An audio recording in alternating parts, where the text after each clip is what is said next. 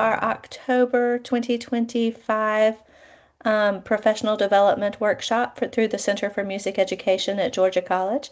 Today we have Dillon Watkins presenting about surviving Band-tober, which has a lot to do with marching band, but I think, we have in chorus, orchestra, and elementary, we also have our busy seasons. Dillon is the band director at Houston County High School in Warner Robins, and they have a very busy Band-tober. They have a very successful marching band and concert band and jazz band and every kind of band program. So, all right, so Dillon, tell us how we're going to survive Band-tober. Sure. Well, first, Dr. Holmes Davis, thank you for having me. It is an absolute honor to be able to talk about something that is certainly a big topic for band directors. But as you said, I think this kind of is good information for everyone. I spent a little bit of time in the elementary world as well and the middle school. So I certainly understand. We all have our busy seasons. But this is good information, I think, for everyone.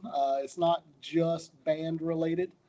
Some of it, sure, but I think a lot of it is kind of applicable to a lot of different areas. So we'll kind of talk about a little bit of all of this here. So first things first is like why is Band-tober a thing?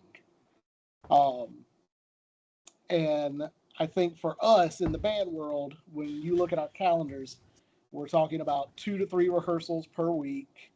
We've got pep rallies sprinkled in there, booster meetings. Some of us are doing fall concerts throughout October.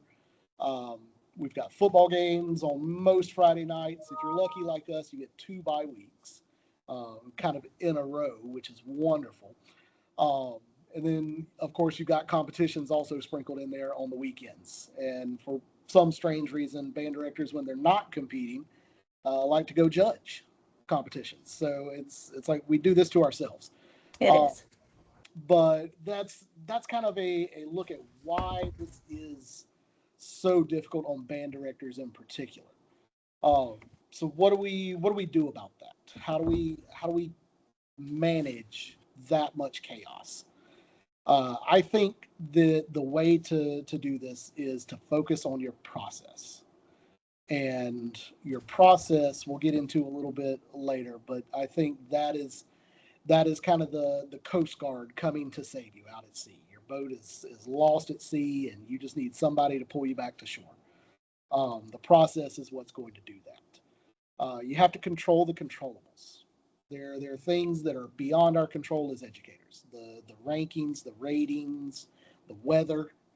I know that's a big one for us here in Georgia because Georgia weather's going to do what it does.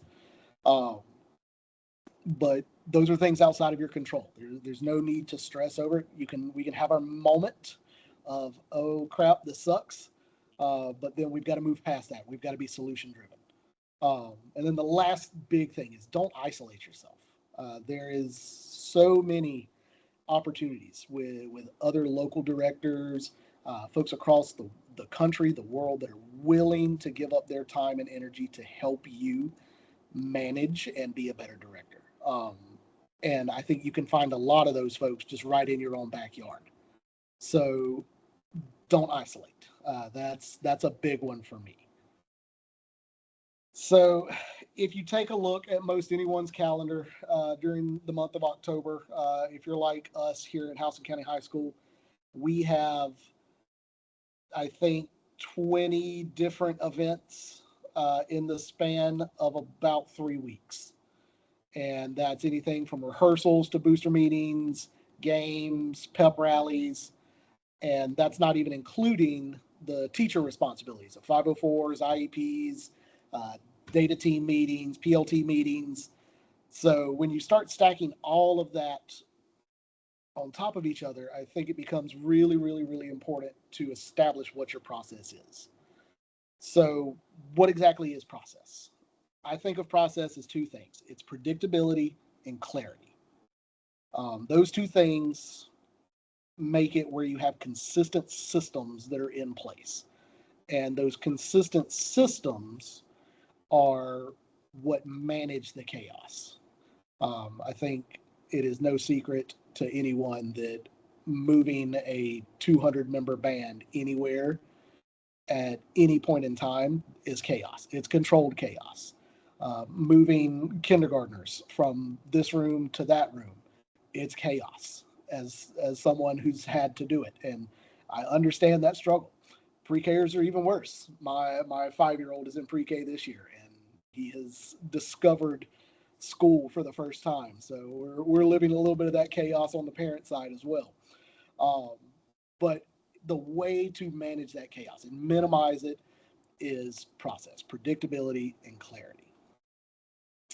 So, what exactly are we talking about in terms of process when we're talking clarity and predictability? I think of it kind of in 3 stages. I think of it in terms of my rehearsal goals, my student leaders, and communication. So for me, on the rehearsal goals, I think it has to be 3 things. It has to be limited, it has to be clear, and it has to be achievable. Those 3 things are kind of how I plan out all of my rehearsals. Um, I have a schedule that gets sent out to my student leadership every day, and it is down to the minute of items that are going to happen through rehearsal. uh, to include water breaks so that they're not having to guess, hey, when are we getting another water break? That's particularly the case in August when it's still 1,000 degrees outside. But even through October, I try to stick with being consistent to my water times. Hey, we're going to do 30 minutes and then we'll take 5 for water. We'll do 30 more, we'll take 5 for water so that they know that time is coming and they know that I'm going to honor that.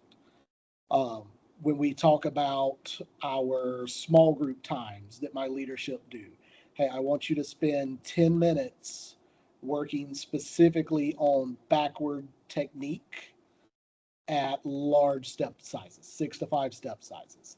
It's very, very specific what I'm asking them to do. I'm not just saying, hey, go do, because that's the devil's playground. Nothing's going to get done. We're just going to waste time. So having that very focused and limited approach that they know, okay, we need to do X, Y, and Z. If we finish those 3 things, then we can hit what we think needs to be hit as well. But those 3 things must be done. Um, so it's limited, it's clear, and it's achievable. I'm not going to ask them to go and restage trumpet staging on the props. That's going to be something that I leave for me or another staff member to do. It's going to be things that are achievable for them to accomplish. In terms of student leadership, I think of this as 2 different things. I think of them as being empowered leaders, and I think of them as being the ones holding folks accountable. Um, One of the big things in my life has been kind of this cross curricular experience that I have of drum and bugle corps, as well as being a varsity athlete in high school. That one of the big pushes for us was a student led accountability program will always go further than a coach or teacher led accountability program. Those programs that the kids are the driving factor behind the achievement.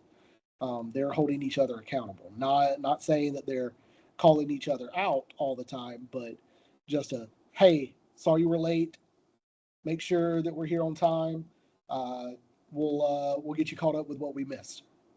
Or hey, reminders that we've got this on Friday night. We are showing up at this time, not our normal time. Please make sure that you're checking that. My student leadership is very much on top of that, constantly sending out those reminders to their sections, and it gives them an ownership of the program. Um, that level of ownership creates a pride and a buy-in with the students that I think really kind of helps to push that process a little bit further. And with communication, as we're talking about process, I think the biggest thing here and the key point is to be proactive. If you're not being proactive, you're being reactive. And that is where we start to get into trouble. Um, Reactive communication is always going to cause issues in the decoding of information. You may share wrong information. I think the more you can be proactive and anticipate issues, the better your program is going to run. I look at this very much in the realm of like a conductor with an orchestra. They are anticipating those problem areas before they get to the first rehearsal, so that they know immediately where they need to go and spend their most time, so that the time is most efficient. Uh, for us, I know that logistics coming on Friday night is going to be a big issue. We've got to make sure we have a chaperone team in place. We have to have concessions volunteers in place. I have to have uniform moms, transportation folks. So communicating those items way out in advance allows us to fill in any gaps that may pop up as we get a little bit closer, a little bit easier. So process we've kind of established at this point is the safety blanket for October, if you will. I call it the survival strategy. And as directors, I think it's easy to get caught up in the outcomes, the scores, the rankings, the ratings, the trophies, because those are the big shiny things. They're really easy to take to an administrator and say, "Hey, we did this well."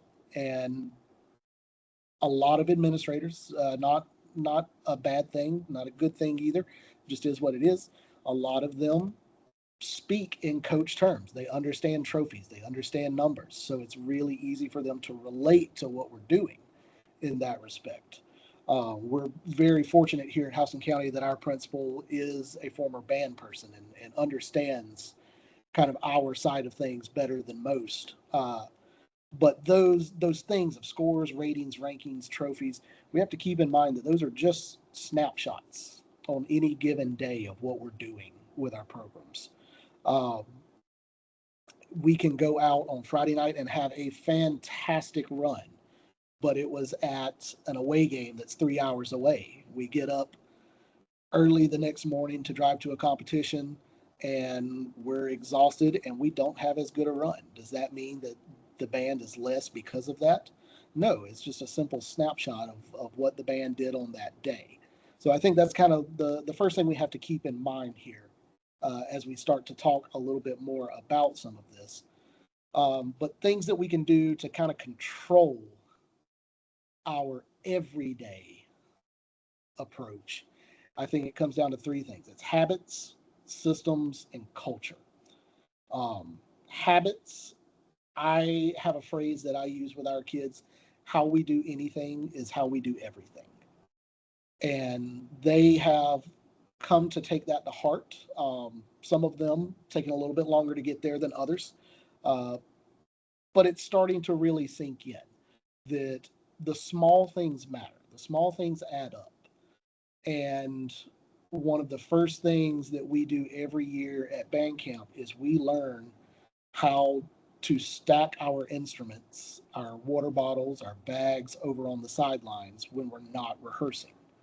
Um, that was something that was very much instilled in me in the drum corps world, and something that I've kind of brought back to us here at Houston County is that we take care of the small things. We take care of our rehearsal areas. We take care of our section rooms, and we make sure that those areas are clean and tidy, because that level of attention to detail is going to in turn show up in the halftime show.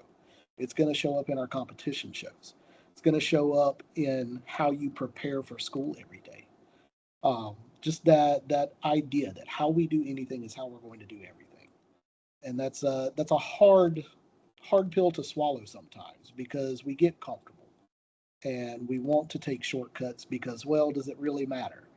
And and yes, it matters at the end of the day. So a lot of times, especially early in the season, there are moments where we have to stop rehearsal. And drum majors will send a section back. Hey, your off field area is not what it needs to be. you need to go fix that because we're not going to rehearse until that area is correct. And as a director, I have to be okay with that because that's the standard that we've set, and my student leadership are going to hold them accountable to that. So I have to be okay with eating that 30 seconds to a minute, however long it takes for them to run over, fix what they need to fix, and get back. Um, as we get further into the season, obviously that becomes less of an issue because, okay, we know what the standard is. We're just going to do it right the first time. But it is a learning curve up front for sure. So just something on the habit side that it takes a little bit to instill, but once it gets rolling, kids buy in pretty quick. As far as systems go, I think of systems as my rehearsal procedures, my protocols. One of the big things for me in rehearsal is that I feel that the drum major, whoever our center drum major, head drum major, whatever terminology you want to use for that, is the one who's actually running rehearsal. I am just passing information from the box or from the staff to her or him, whoever is on the box, and then they relay the information to the band. So one of the processes that we use is I will relay whatever the chunk is. Say we're working in our ballad, and I say, hey, I want to go charts 45 to chart 53. And I would like this to be percussion only on the first time. Then our drum major will call the band to set. They will relay that information. The band echoes that information back to them just as a confirmation that, yes, we heard it, we understand. Here's the rep, I know what I'm doing. And off we go. Um, that process is for everything we do. And it's very, very consistent so that it's predictable. Kids know once they get called to set, they're getting instructions. They repeat the instructions. We begin the rep. So that, again, that predictability becomes crucial because kids know the process. They know I'm going to hear this, then I do this, then we start. And it's become very sacred to us that is how we do things. Once we talk about culture, there's a great quote, a gentleman that wrote a book called Extreme Ownership. It's Jocko Willink. He's a Navy SEAL and does a lot of like talking with the business world, a lot of CEO consultations. But I think it's very, very approachable to us as music teachers as well. It says culture is not what you preach; it's what you tolerate. Um, and that is 100% true. And this kind of goes back to our habits conversation as well. That how we do anything is how we're going to do everything. If it's just close enough, and you say okay, then that's all it's ever going to be. That standard of is it right or is it wrong? There's no gray area. Is it correct or is it not? Um, that idea, I think, permeates our whole culture. Not just in terms of, well, did we play it with good articulation or not? But hey, were we on time or not? Was everybody here and present at 3:30? Um, that becomes a big deal for us, and leadership takes that very seriously. That hey, we can't do what we need to do if everybody's not here on time. So that is a really really big thing for us. Consistency in these three things is ultimately what makes or breaks. Um, Consistency with our habits, consistency with our systems, consistency of approach with the culture. Um, Consistency of process creates the predictability and stability when the schedule gets chaotic. And like we said earlier, the chaos at this point of the year for everyone is very, very high. There's just a lot to manage. And if we just go into it blindly, that's where I think we start to get ourselves in trouble. So, how do we manage all of that chaos? Um, I think managing it with intention is the important part. We talked about this a little bit earlier when I was talking about our rehearsal schedules. I send that out every single rehearsal, and it's detailed again down to the minute. We've got this much time allocated for part 3, then we're going to take a water. During that allocation, we're going to take a look at these charts and we're going to fix these 3 things. I think of it as a quote unquote top 3 mentality. And all that is okay, what 3 things are most going to improve the band today? If we can fix those 3 things, we'll be a lot further down the road. Are there more than 3 things? Absolutely. But what are the big 3 things that we can focus on? If we can move the needle even a centimeter more to the good, then that's a productive rehearsal. Um, that top 3 mentality has been really critical, especially in the years where we've had a lot of weather. Um, like this year, I think we missed almost 2.5 weeks between rain and heat where we just could not get outside. So the music got way better, but the drill wasn't. And I think a lot of folks in Georgia can probably relate to that. Um, hurricane season around here, it's kind of hit or miss whether we get outside once all that starts to pop off. But once you do, okay, well, where do we start? What needs the most attention? And that's kind of where that comes into play. Okay, let's have a game plan. Don't just go out here and airball. Let's approach this with a system. Let's approach with a game plan. Um, Lean on structure. As we get into the big rehearsal season of late September, early October, um, I am a big proponent that we open and close rehearsals the same way every day, because that routine is going to build confidence. Um, this is a big deal for me with my leadership because they're the ones that kind of set the tone with this. There is a dedicated time that those kids have for what we call small groups, which they have time to do their stretching, their visual warm ups, anything in specific that we ask them to hit in terms of technique or choreography. All of that is built into that time. It's also where they tackle the attendance. Because I don't know if you've tried to wrangle that many teenagers all at once to try and do attendance, but that is an undertaking. So being able to pass that off to our student leadership just takes one thing off of our plate as directors, and again puts that accountability back on them to make sure that it's getting done and that it's getting done right. Um, as we get to the end of rehearsal, I have inherited a program here that has, I think, dismissed the band the same way since the 90s, when Mr. Wally Shaw opened the school. And this dismissal process has been passed down year after year from student to student. Directors don't do anything with it.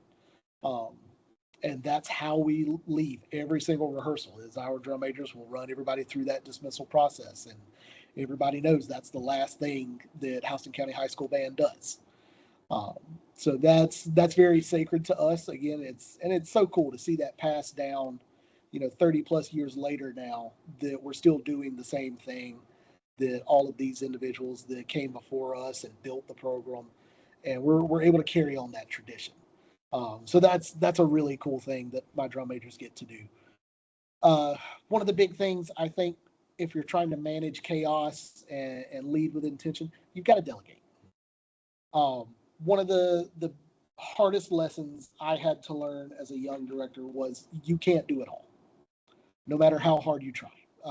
You can do a lot, and you can try to do it all, but it's not going to get done to the level that it should. And you've got to be okay with understanding that and knowing that you can delegate that out. Um, we're very fortunate here in Houston County that most of the time we have 2 directors. We're kind of in a weird situation right now, but that's okay. We're going to get that corrected. But uh, if you've got an extra director, have a conversation. Hey, what can I take off of your plate? And is there anything you need me to do that would make your job a little bit easier? Just those conversations, they make a huge difference. If you've got student leadership that you can say, hey, I need this done before Thursday. Can you guys get a group of folks together and make this happen? We do that all the time.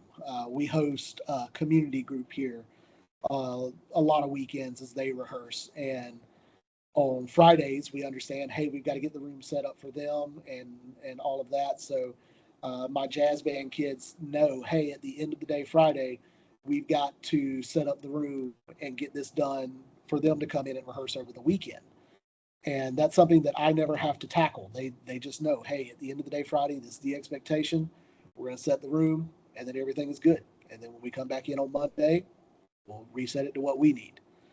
So again, just delegating out those responsibilities. If you're familiar with the Georgia legend that is Jeffrey Rouser, he has something that he says a lot whenever he's talking to his student leadership clinics, or I've heard him tell this to a couple of directors now, and it's just stuck with me over the years, that if it doesn't require a college degree, let your student leadership do it.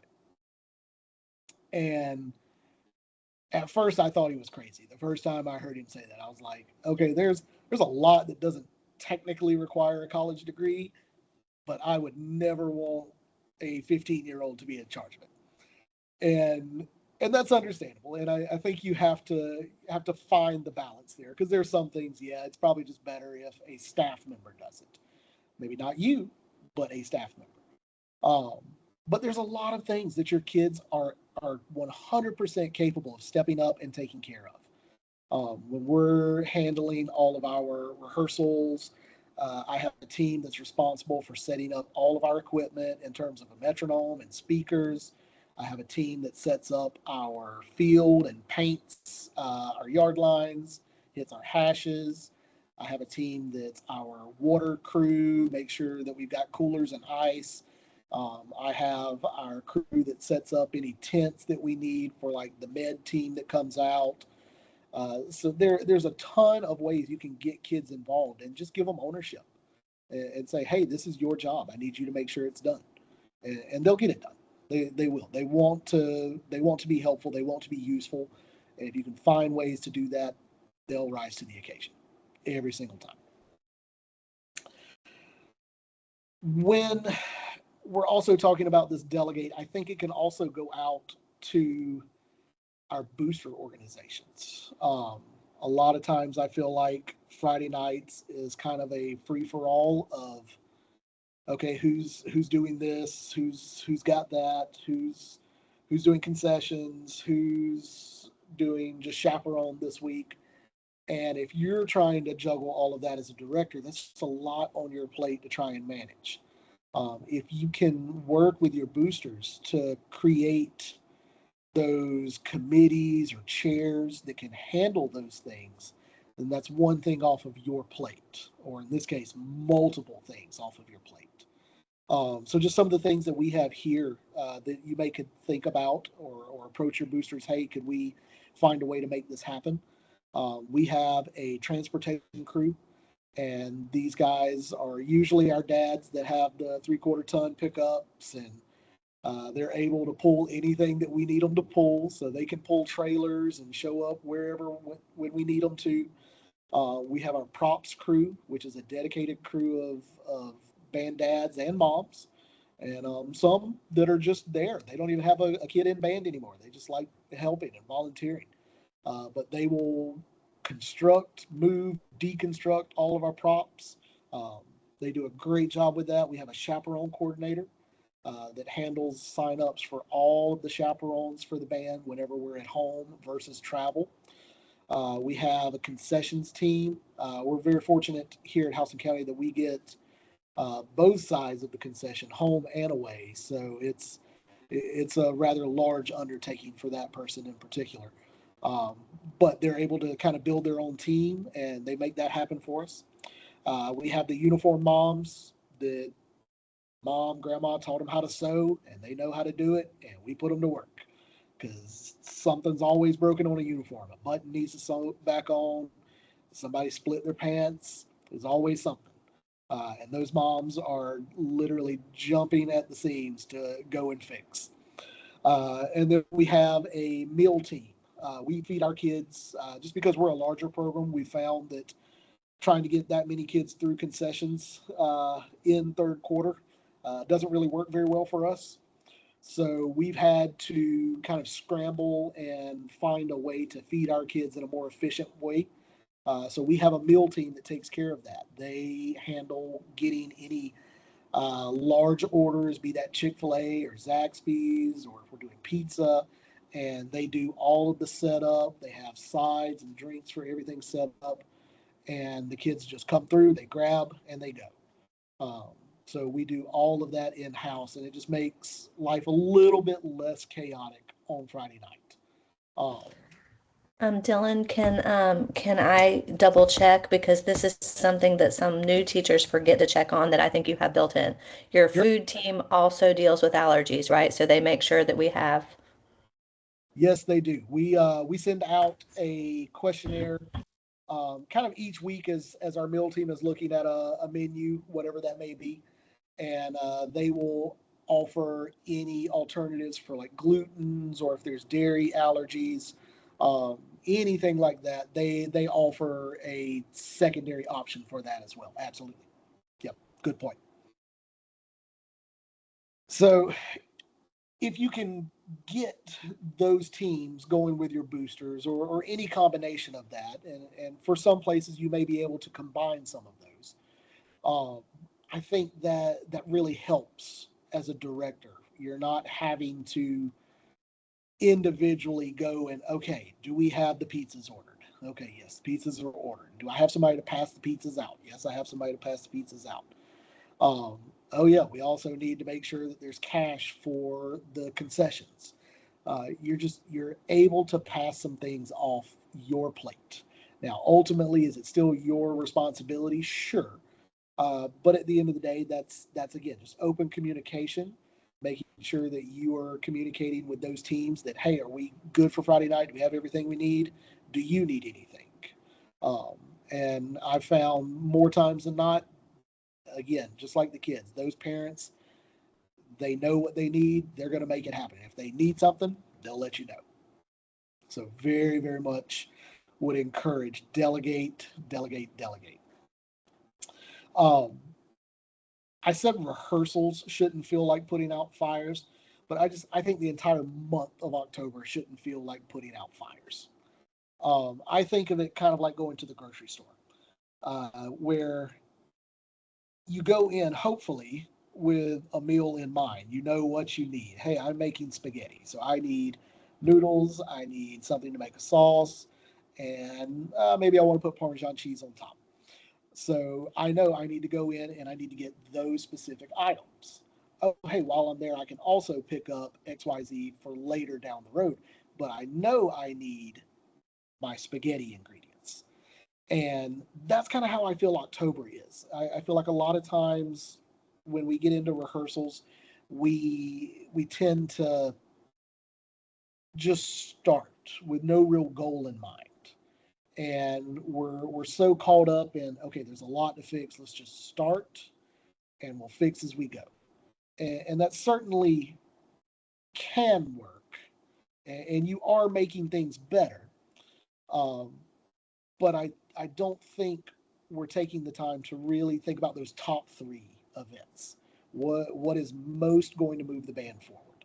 Um, so again, check off those big three, and then if you've got some time to slide some other things in, great. Now I have my meal for Thursday night as well, not just Tuesday night.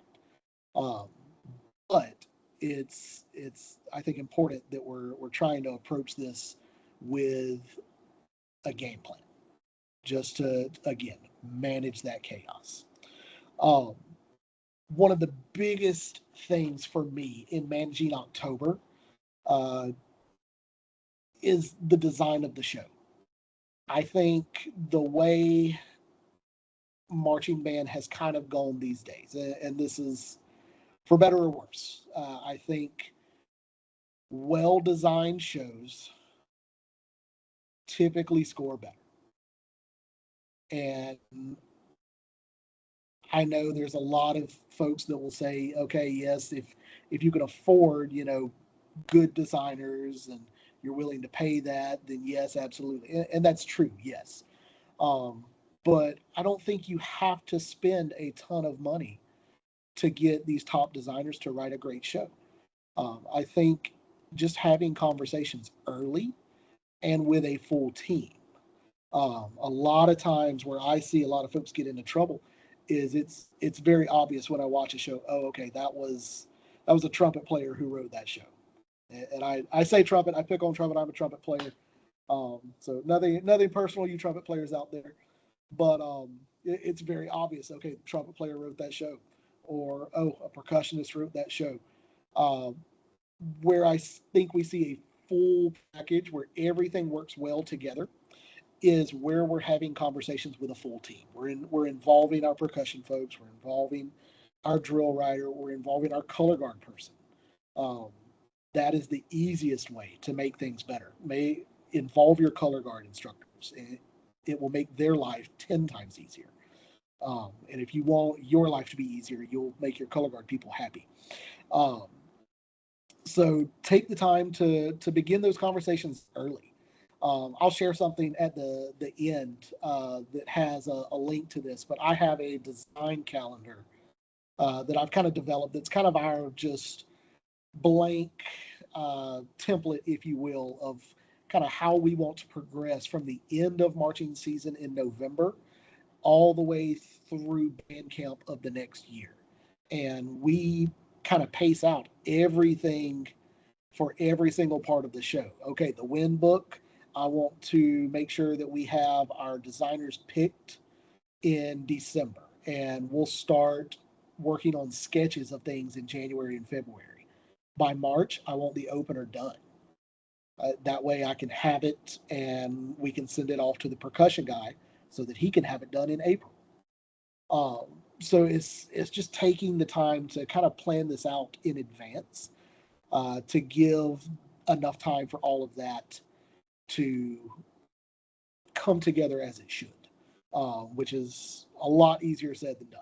And it does require a little bit more planning on our end as directors. But if you're able to do a lot of that up front, then I think that takes away a lot of the guesswork once we get to October. And we're stuck with something. We're like, oh, this is just bad. No amount of making this musically better is going to fix this because the trombones are at the back sideline playing the melody. Um, that's just bad design, and there's not much you're going to be able to do about that as a director. But if you can head a lot of that off early on, then that makes your life way easier once we get into October.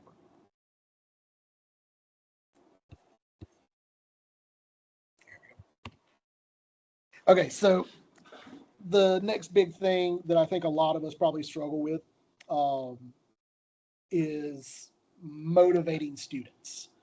Um, I don't know why we all choose a career where we put our mental health and our well being in the hands of teenagers. But it is what it is. Um, I think one of my favorite things every year is just seeing the growth with the kids throughout the year because even the freshmen, they come in, they think they know everything and learn quickly that they don't. And okay, well, I got to learn how to do this and this. Seniors think they know everything and you're not going to tell them any differently. Um, but the growth of, okay, this is how we do things, this is why we do things. Um, that is my favorite part of the year. And I think you can do this a few different ways. Simon Sinek, who's an author and a speaker, talks a lot about leadership, and he says leadership at its core should be inspirational, not manipulative. And I think a lot of times, as directors, we probably fall a little bit more into the manipulative category. Um, hey, I need you to do this. Why? Well, because I just need it done. Um, but if you're able to approach that in a different way, I think motivating the kids becomes a little bit easier. Um, So you can do that a few different ways. I look at it through celebrating wins, specifically process-driven wins. So I'm not going to say, "Hey, thank you for, you know, playing that B flat perfectly in tune."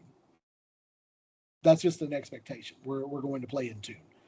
Um, but what I can say is, "Hey, thank you for resetting quickly.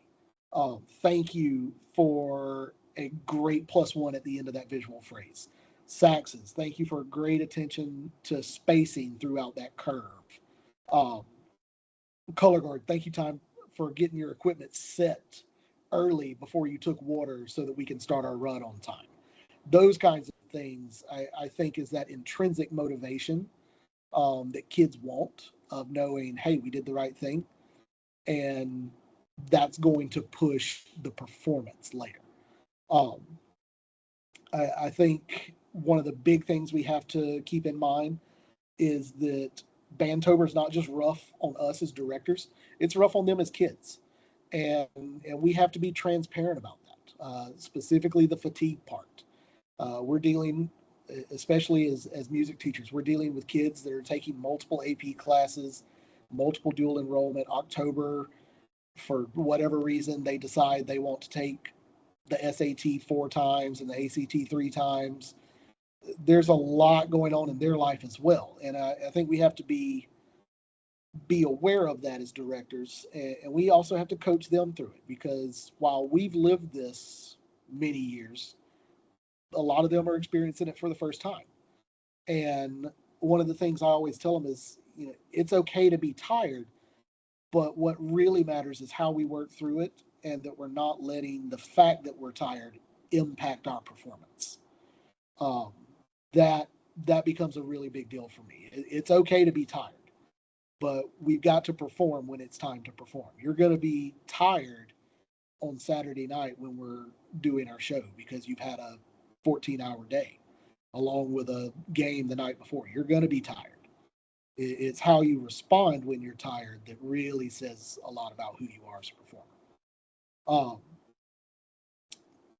I think another big important thing with motivating kids is that we have to take some time and reflect, and not just reflect as individuals, but reflect as a group. I ask my kids a lot to be hypercritical of themselves. Um, what was wrong with that rep? Not, hey, trumpets, the double tonguing was bad. Okay, we know that, but why was it bad? Um, why did the timing in the closer? Why was that not as strong in the full run as it was when we were working the closer earlier? Is it because we're tired, or is it because we lost focus? Um, what parts of rehearsal were the most productive? What parts were we not as productive in? These are the questions that I'm asking kids to think about and have answers for. They know if they're not playing into most of the time. Um, they know if they're not playing in time with someone. They know if they missed their yard line. But are they catching the process oriented things? That's I feel where we start to have some motivation issues. If you're just worried about, oh, I didn't hit the yard line, okay, that's great, we know that. Why did you not hit the yard? Is it your step size? Were you late to a step off? What's the root cause? We know the outcome, but what's the cause? So that reflection as a group or as an individual, I think becomes a big deal. Uh, One of my favorite quotes from Simon Sinek is, "People don't buy what you do; they buy why you do it." And that's kind of become my mantra as a director, is that I need to invest in the kids and build relationships so they know why I'm asking them to do the things I'm asking. Because let's be real, we're asking kids to do things that are very against what their teenage bodies are wanting them to do. I'm asking you to be disciplined, to stand there in 100-degree heat with sweat rolling down your face and not touch it. And you have to be okay with that. But you're not going to do that for somebody you don't like. And building those relationships, true relationships, where kids know that I care about them, where that I'm invested in them. I want to know what their life is like outside of band. Um, that ultimately, I think, is what the motivation component is. Because if kids know you care about them outside of band, they'll go to bat for you anytime. I love to take time out of my schedule when I'm able to go see them do other things. We For some reason we have a large number here at Houston County of kids that like to do wrestling, and I'll go and I'll watch wrestling matches, and they're great. They love to see you there. Because they want to see you invested in them as a person, not as a band student. Um, yes, that's great that you love that your kids are in band, but do you love that your kids are also involved elsewhere? Are they successful elsewhere? Um, if you can get them to buy into you and why you do things, they'll commit to how you do things every single time. So people don't buy what you do, they buy why you do it. Big component for me. So process at this point, we've kind of talked about a lot of different ways in terms of motivating kids, our rehearsal procedures, our habits, our cultures, our systems. Um, but that why component, we call it our purpose component here at Houston County. I think that's the clear part that gives your process meaning. Because otherwise, we do this because it's what we do. Okay, well, it's what we do, but why do we do what we do? Um, when a team believes in why you do something, they buy into your systems, even when it's tough or repetitive. And I think tough and repetitive is the most boiled down, simple definition of marching band that you can possibly offer. It's tough and it's repetitive. You're going to do the same thing 20 times. And 19 of those times are probably not going to be good enough, but one time will be. Um, so to get someone, not just a teenager, but an adult, to say, yeah, I'm going to do the same thing 20 times just for it to be okay one time, um, that takes a special person, and you've got to manage that relationship and get them to buy into that, to be okay with that. When students understand the why, they'll commit to the how every single time. I think one of my favorite things here is the leadership every single week offers up a pink plastic trombone. And it's kind of become a little trophy just amongst us. It's not, for the masses. It's just an us thing. And it's the P bone of process. And that trombone goes to an individual in the band as voted on by the leadership team every week, that is the most consistent with our process. They're handling their business. They're making sure their all field areas are clean and tidy. They're rehearsing very well on the field, and that's become one of my favorite things because I have nothing to do with it. It's kids holding kids accountable in a positive way. We're going to say, hey, I see you. I see you putting in the work. Here's recognition for that. Um, and that's become a real badge of honor around here. So, if you can find something super simple like that, I don't even know where we got the pink trombone from. It's been around for a few years now. It's Emma's. Sorry, Oh, it was Emma's. even better. So there we go. Um, but if you've got something super simple that you can pass around, like a drum head or anything, because I know percussion, we're all the time replacing drum heads. Get an old bass head and mark it up however you want, and make that the trophy. And it just gives kids something to buy into and kind of push towards. So we've said, if they know why you do something, they'll commit to how you do it. Um, but how do you communicate it? And well, it's already October. Is it too late to communicate that to them? My simple answer is no, it's not. It's never too late. Um, Somebody told me this once, and I wish I could remember who it was. Said, the best time to start something is at the beginning. The second best time is now, whenever that is. Um, so I don't think it's too late. Is it too late to maybe overhaul everything you do? Sure, maybe. Uh, but pick those one or two things, small things that you can implement now that are nest eggs for the future.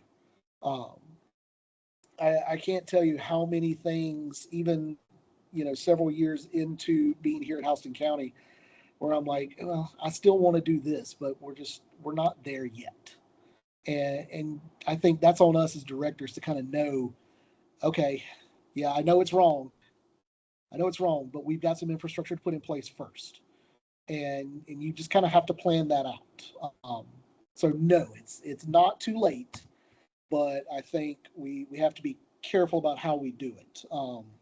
One of one of the phrases I use a lot with my leadership is right now we're very ready, fire, aim versus ready, aim, fire. Um, and that's super simple and kind of like, yeah, no duh. But a lot of times, and I'm just as guilty of this as anybody, we get so locked in and just put our blinders on, and we're only focused on what's immediately in front of us, and we kind of forget that there's other things that may need to be considered. Um, and that ready, fire, aim, I think is a lot of that. We're so wired as musicians just to go fix, go do, and a lot of times you have to take that brief pause, even if it's 30 seconds of, well, no, that's not really the immediate need. We need to do this first, and then we can tackle that. Um, so ready, fire, aim, ready, aim, fire. So super simple, but just take 30 seconds, pause, think about what you need to do. Um, Last thing I'll say on that, the month of October, I think silence equals stress. Um, if you're not talking, if you're not communicating, be that with staff or student leadership or boosters, your admin, that's where we start to get in our hole, and we start to spiral and just go into fix it mode instead of getting a game plan. So speak up often. Don't let it fall by the wayside. One of the things that my wife would 100% tell you, it is funny that I am speaking about this because I'm probably one of the world's worst about this, is health, wellness, and sustainability. Um, are you getting enough sleep? Are you hydrating? Are you keeping your structures and your routines in place? Um, I do great on the sleep part. I don't do great on the hydration part. I'm not a coffee person, which is so strange. My wife, polar opposite, very much a coffee person. Um, but are you actually getting hydration? Are you taking care of yourself? Because you can't pour from an empty cup. Um, for us, there's one day a week that we always kind of like set aside. It's our family day, and for us, that's Wednesday, which has conveniently turned into Chick-fil-A night for us, because we just kind of discovered, hey, we're going to make that our night to do family things. But if we're taking a ton of time also cooking on Wednesday nights, then we're not getting as much family time. So for us, it was like, okay, cool. We'll make Wednesday Chick-fil-A night. We'll make that easy on us, and then we've got more time to do things with the kid or watch a movie as family, whatever the case may be. Um, but that night is very, very sacred to us and to my family. And if you're able to, even if that's on a weekend for you, I think having that one day dedicated to this is my time, that is crucial. Not just for October, but for the whole school year. As we get into LGPE season, that's our other busy season for us. Um, take that one day a week and make it sacred. Don't touch it if you're able to. Um, Also on this, I think we also have to have these same conversations with the kids because they are not hydrating appropriately. They're not getting sleep. They're they're not getting downtime. Um, they have 7 classes, and most of those classes are probably giving an hour plus worth of work to do. Um, they struggle with that, and I think one of the biggest lessons that kids learn in high school is time management. It's such a hard skill, and a lot of folks don't learn that until they get to college, and at that point, it's kind of almost too late, where you're kind of struggling with a lot of time all of a sudden, but the assignments count a lot more. So if we're able at the high school level to kind of work that into our conversations with kids, hey, we don't have rehearsals on Mondays and Wednesdays. You need to make sure that if you need tutoring or whatever, take advantage of that on those afternoons. Hey, your teachers have morning tutorings every day of the week. Take that opportunity. Go on Tuesday morning. Sure, you can't go Tuesday afternoon because we have rehearsal, but you could go 30 minutes Tuesday morning and get exactly what you need. Um, kids don't want to get up early. They don't, but I don't either sometimes. But at the end of the day, we have to teach those time management skills. Of, well, yeah, I don't want to, but I need to, and that's a hard conversation in some cases. Kids are hard headed, but um, I think that's one of those skills that as directors, those life skills that band teaches, that I think we all know sets them up for success further down the road in life. Um, Last thing for me, you're not alone. Um, Reach out to other directors. I'm super fortunate here in Houston County that all of the high school directors here are very close and we share a lot with each other. Um, we share our wins, we share our struggles, and there's days where it's just venting, all of us at the same time, and we get it out of our system. And okay, here's the path forward. Here's what we're doing now. Um, so find your community. Be that other folks that are in your district, in your county. If you have connections out of state or across the country, lean in on that. Those folks will help. They want to help because they're going through the same things. Um, Seek out a mentor. There are tons of places that have great mentor resources. National Band Association has one. NAFME, I think, has a mentor program as well. GMEA has a mentor program. Use those if you're able to, because there is a lot of really good band wisdom out there, um, and they are willing to share whatever they can to help make your job easier. And use resources at disposal. I'll share kind of at the end here. There's a lot of different websites I've got that, again, they have resources for mentor programs or they just have educational resources. Some of them also have links to other designers or writers if you're looking for that going into next year of, hey, I need a new percussion writer. Some of these websites may be able to help put you in contact with some folks. Um, so use those resources if they're available to you, because there's so much wisdom out there and so many people that are willing to share that wisdom. But you got to take that first step and say, yes, I need the help. And there's nothing wrong with that. Please, if you need help or just want opinions, go ask somebody, because they're not gonna they're not gonna say no anymore than you just not asking. Um, they can only say yes if you ask. So go ask. Um,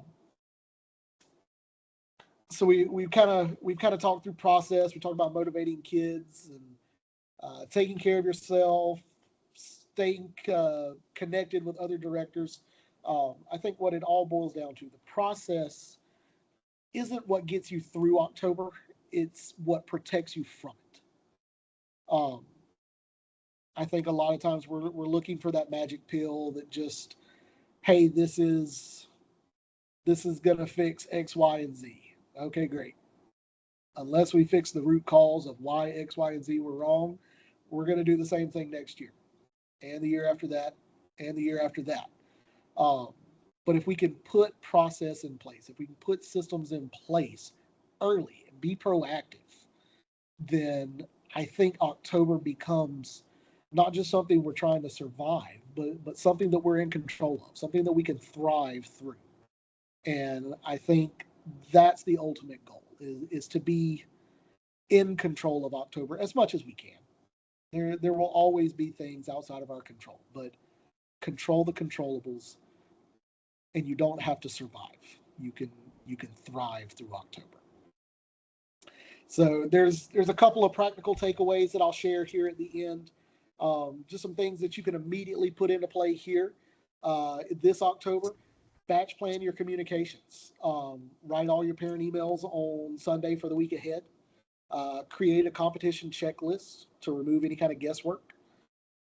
Reflect daily. Jot down one thing that went well, one thing to adjust. Lean on your network. Talk, vent, trade wisdom, other directors. And then 5, plan a post October rest day. Do it. Take the day. Take the personal day. It's okay. Go play golf. Go sit at Starbucks. Whatever you need. But take a day for you. Take care of yourself. If you can do that, I think you survive October in a very, very positive way. All right, Dillon, I always use HOCO's success during the COVID pandemic shutdown as my example when we're creating communication plans with pre-service teachers. Because of the communication plan that was in place prior to the COVID shutdown, we didn't lose any students or parents during the shutdown. And Right. so I'm hearing a lot of that same, kind of idea from you when we're talking about October or Band-tober. Whatever we put into place ahead of time, whatever procedures we teach and practice and review. And I do want to, just for the young teachers out there who may think that this is magical, you practice and teach the procedures with both your parents and your students. So it's not just go do this, they have had training. Yes, absolutely. Absolutely. Um, I am throwing a link over in the chat for anybody that would like it. That's kind of a link to my presentation with all of this, and it's got a Google Drive link there at the end that also has some other goodies in there, things that may be beneficial to you as you kind of look towards the future. But if you ever have any questions on any of this, it also has my contact info there at the end of it. Shoot me a message. It's got my school email and my personal email. Shoot me a message. I'd be more than happy to talk and offer whatever I can to again help you survive the Band-tober. I will put that link when I post this in our archive. I'll put that link under the video so that people have access to it quickly. All right. Well, thank you, Dillon, so much. This has been wonderful. I feel like I learned a lot. I have some notes on procedures, delegation, and reflection, especially. And thank you. And I hope everyone will join us on November 1st, where I'm actually going to talk about the philosophy, our use of music education philosophy to protect our mental and physical health instead of just having a philosophy statement that we don't understand. So, anyway, thank y'all so much and have a great day. Thank you, everyone.